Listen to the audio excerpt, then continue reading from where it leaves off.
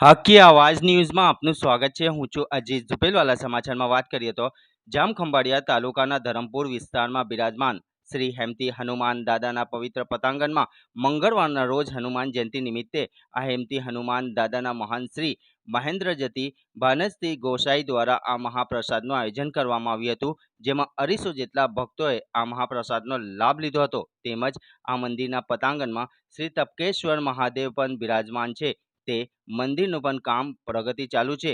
છેલ્લા 3 વર્ષથી આયોજન કરવામાં આવે છે તેવું આ મંદિરના મહંત શ્રી મહેન્દ્રજતી ભાનસતી ગોસાઈ દ્વારા જાણવા મળ્યું હતું। રિપોર્ટ રૂઝે બરબ।